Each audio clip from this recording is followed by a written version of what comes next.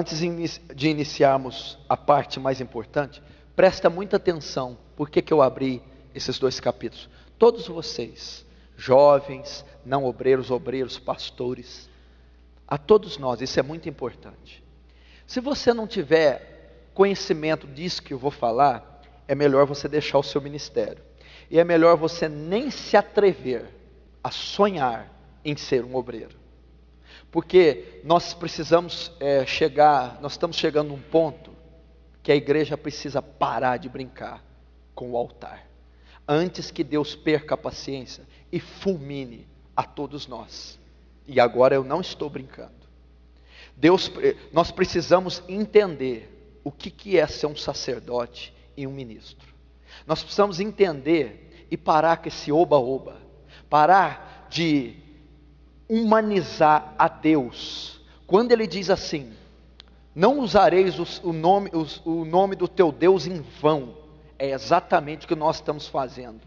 E usar o nome de Deus em vão, não é fazer uma piada com o nome de Deus. É muito pobre essa interpretação. Usar o nome de Deus em vão é envolver Deus nas nossas ações carnais, projetos carnais, no nosso humanismo. Queremos submeter a Deus a nossa condição de pensar, de agir, de viver.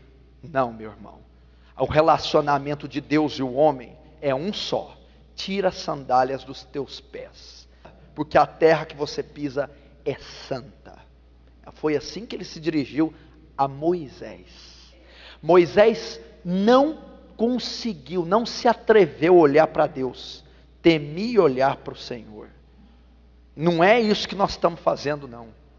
É temor e tremor. A Bíblia diz que tem demônios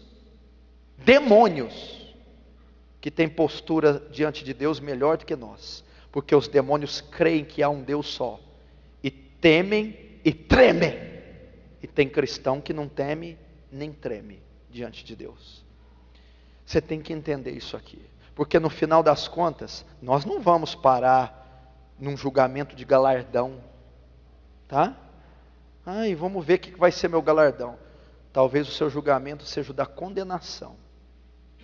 Profetizei em teu nome, fiz milagres em teu nome, abri comunidades em teu nome, fiz congressos em teu nome, curei em teu nome, cantei em teu nome, gravei CD em teu nome, fiz de torto a direito com teu nome.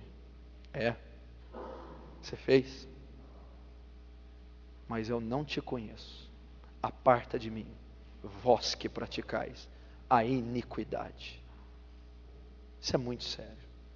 Isso é muito sério. Não pense que esse dia não chegará. E a Bíblia diz que sobre os falsos profetas e os líderes de Israel, eu e os outros, haverá maior rigor para nós.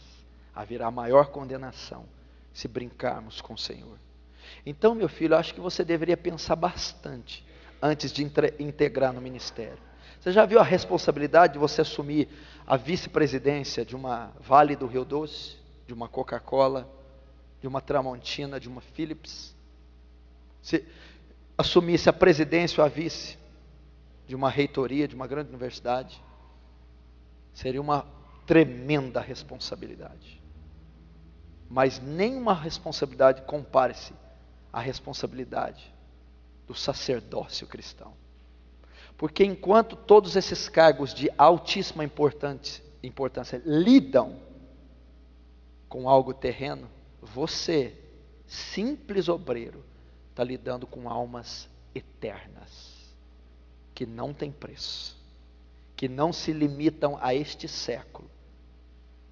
E Deus vai pedir a conta de cada uma delas a você no dia do juízo. Por isso eu li essas 2 coisas. Por que eu tenho que saber isso antes de saber sobre o ser obreiro? Porque o obreiro tem que saber que ele lida com 2 coisas, para ele ter temor. Primeiro, a Deus. Segundo, as almas. Primeiro, a Deus. Nadab e Abiú eram 2 obreiros, eram 2 sacerdotes. E a Bíblia diz que eles foram exercer o ofício deles sem condição. A Bíblia não diz, é engraçado que essa característica de Deus ninguém prega. a ira de Deus, o juízo de Deus. Sabe o que Deus os fez? Não os colocou de lado, não deu uma penitência a eles, os matou. Fogo estranho, matou Nadab e Abiú, os filhos de Arão, da tribo de Levi. É assim que Deus enxerga um obreiro despreparado. Então por que Deus não me matou ainda? Está morto espiritualmente, faz tempo. Então primeiro eu tenho que entender que o ministério, em primeira instância, em primeiro lugar, ele é para Deus. Ele não é feito para o homem, nem para uma instituição física, civil, filantrópica.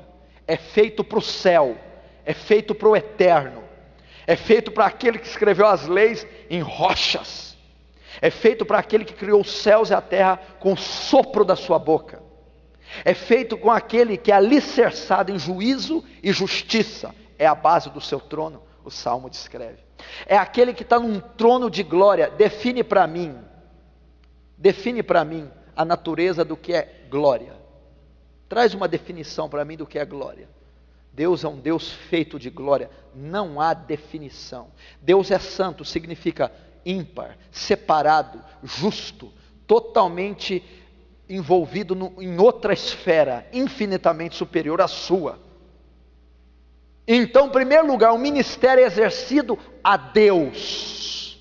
Deus, o Todo-Poderoso. O ministério não é feito para nós, igreja não é aberta para nós, o título não é para nós, não tem nada do homem quando diz respeito ao ministério, porque dele e por ele e para ele são todas as coisas. Glória, pois, a ele eternamente. Amém.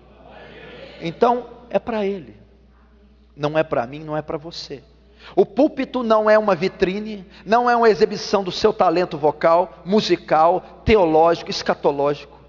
O púlpito é nada mais do que a referência de um altar, e você simplesmente é o sacrifício depositado nesse altar. Eu tenho que ter esse entendimento. Então é para ele. E quando eu sei que é para ele, já que eu exerço as minhas funções seculares com tamanha destreza, temor, pudor, reverência, que são feitas a homens, quanto mais exercer algo que é feito a Deus. Daniel, quando dirigia a palavra, sabe o que ele dizia? A ti pertence a justiça, a nós a confusão de rosto. Não conseguia olhar para o céu. Agora você, obreiro, pastor, diácono, ou aquele que quer exercer o cargo, se não tem essa visão de Deus, não o sirva. Não sirva, procure algo secular para fazer, contribui com a sociedade, com o governo, com a cidadania, mas com o céu não vai ter contribuição da sua parte. Moisés chegou lá escolhido, um homem que Deus tratava face a face. Você não está entendendo. Tira a sandália, você é uma criatura pecaminosa. Por mais que eu abunde em graça e misericórdia, você continua sendo o que é. Então essa é a relação. Então esses louvores falam, olha para mim, beija, me abraça. Isso é carnal, isso é antibíblico, antiteológico. Isso não existe. Isso não existe em hipótese alguma. Jamais vai existir e não há como refutar. Deus não olha para ninguém como olha para uma mulher. Olha para mim, me beija. Isso não existe.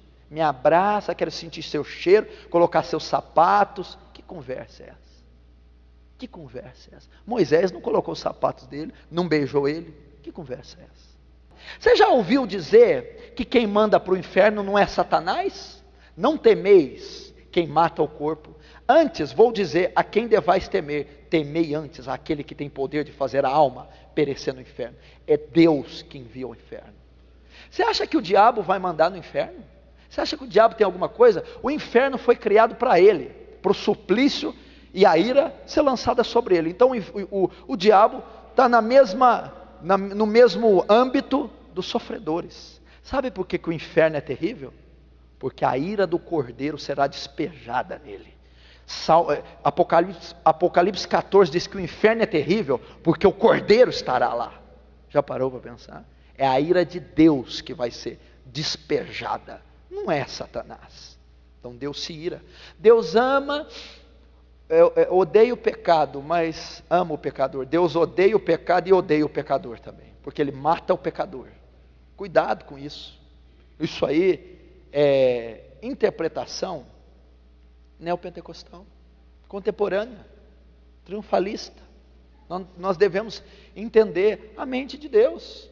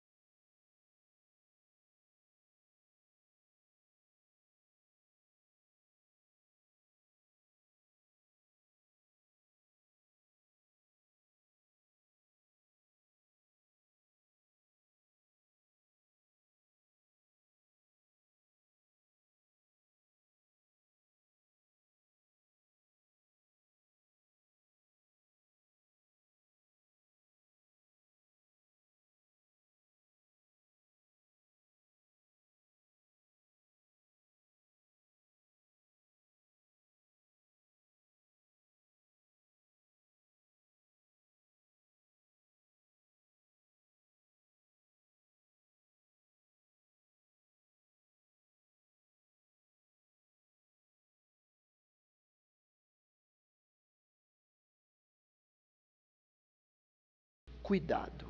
Segundo, se eu dizer ao pecador que ele vai morrer, suas ovelhas, seus liderados, que você cuida, há uma congregação, uma rede. Ímpios, pessoas. E tu, sabendo disso, não adverte, ele morrerá pelo pecado dele. Mas o sangue dele, da tua mão requererei.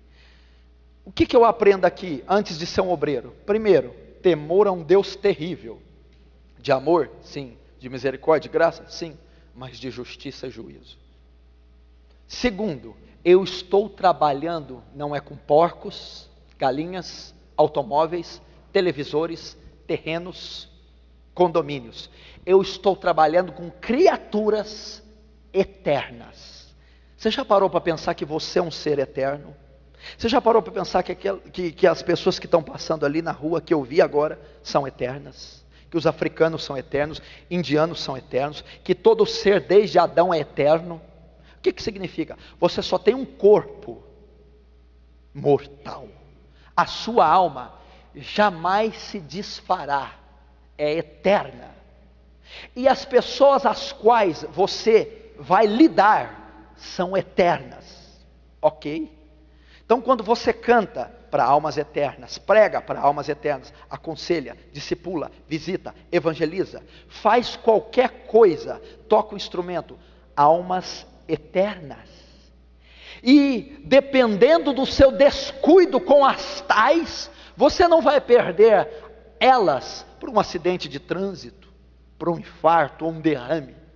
Você perderá-las para o inferno.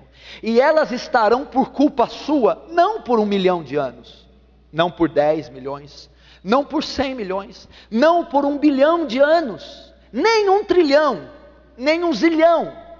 Elas estarão para toda a eternidade. E o sangue delas cobrarei da sua mão. Então é muito sério o ministério.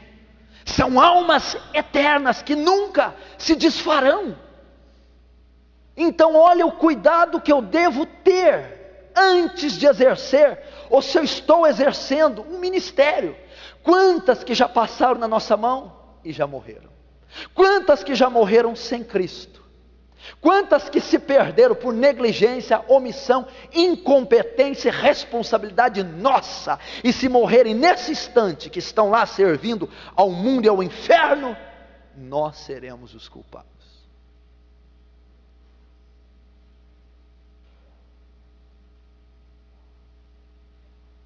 Achando que é brincadeira? Deixa, vai assistir a televisão. Fica influenciado pelos programas evangélicos brasileiros. Fica influenciado. Você acha que aquilo é evangelho? Você acha que aquilo é método de ministrar louvor?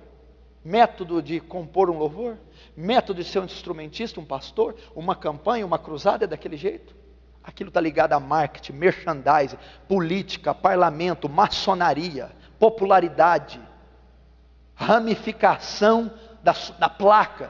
Não tem nada a ver com o Evangelho de Jesus Cristo. Meu irmão, você não tem ideia, esses líderes, o que será o trono do julgamento para esses homens? Você não tem ideia. Deixa eu dizer algo aqui, está tenso, né? Tá forte, mas é para ser assim. Deixa eu dizer uma coisa aqui. Você acha que o julgamento de Adolf Hitler vai ser feio? Adolf Hitler foi responsável pela morte de 6 milhões de judeus. Mussolini, Stalin, Marx, Lenin, Joseph Mengele. Você acha que vão ser responsáveis? São os maiores assassinos que essa terra já teve. São as pessoas da pior espécie. Mas deixa eu te dizer uma coisa. O julgamento deles não vai ser tão árduo como o julgamento dos falsos líderes. Por quê?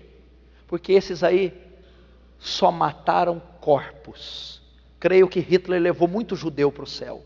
Porque enquanto estavam nos campos de concentração sendo torturados, estavam clamando Yahvé. Estavam se arrependendo e clamando por misericórdia. Matou corpos.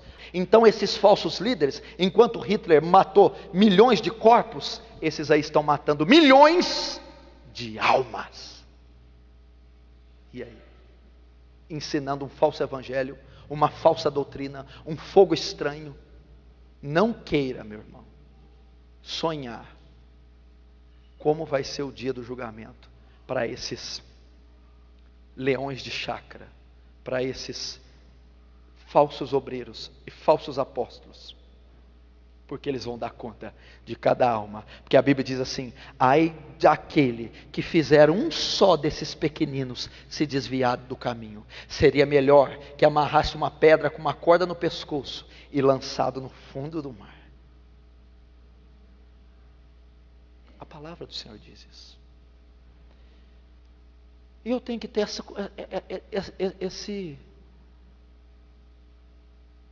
esse conhecimento do que é um ministério. Antes de subir num púlpito, como é que está a minha vida? Quanto tempo você passou em oração para cantar? Para pregar? Para aconselhar? Quanto da Bíblia você estudou para ter princípio bíblico e não falar coisa da carne ou das ciências sociais?